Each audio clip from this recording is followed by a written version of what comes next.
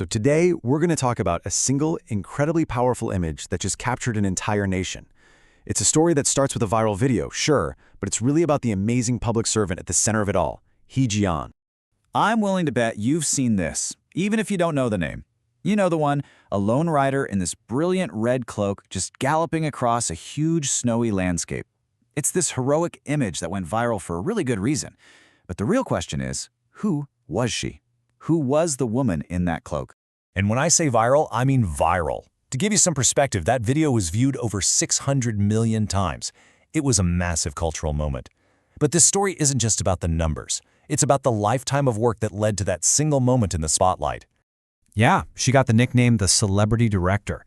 But that fame, that was just the tip of the iceberg. What was underneath was a public servant who was completely devoted to her community.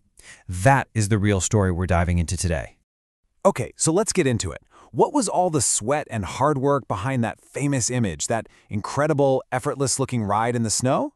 Well, it was actually built on a foundation of just relentless, hands-on service for the people of her region. You know, this one quote from her tells you everything you need to know about her philosophy. For Jiaolong, a public official, a cadre, didn't belong sitting behind some fancy desk. Nope.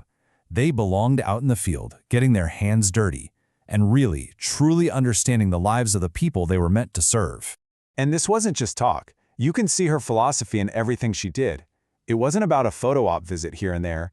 It was about systematically solving real problems. For villages that were completely cut off, she fought for roads. For homes without power, she pushed to get them electricity. For the sick and elderly who couldn't travel, she brought in mobile medical care. And get this, for kids in the most remote areas, she even started classrooms on horseback. And look, this wasn't just a passion project or some short-term assignment. She poured 27 years of her life into serving this one region. Just think about that for a second. Almost 3 decades of nonstop work, long before any cameras were around to see it. This was a lifetime of pure dedication. So when that fame finally came, what did she do?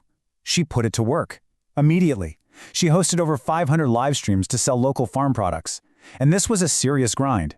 People said she was often battling a sore throat, but she just pushed right through, because she knew every single sale was helping a local family. And what was the result of all that effort? Well, her live streams helped generate an absolutely mind-blowing 28.3 billion yuan in sales for local goods.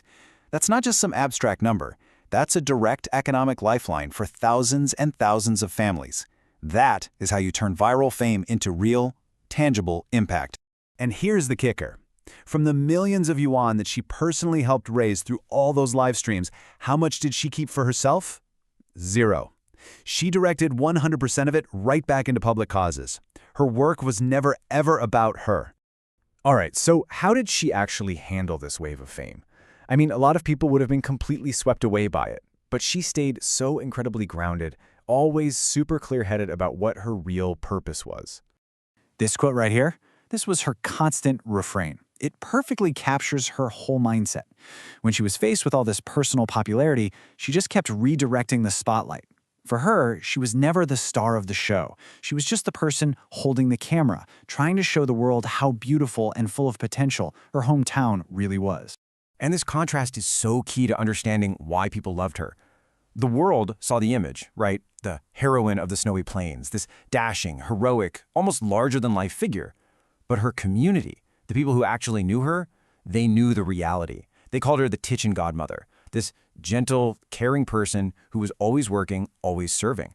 It was that authentic mix of strength and humility that just resonated so deeply with everyone. So, through her actions, she didn't just meet the standard for public service. She completely set a new one. It was a standard defined by what wasn't there. No official arrogance, no feeling of distance from the people she served, and absolutely zero self-interest. She basically reshaped what people thought was even possible from their leaders. So finally, let's talk about her legacy. It isn't a monument made of stone or steel. It's something much more powerful. A monument built in the hearts of the people she served and inspired.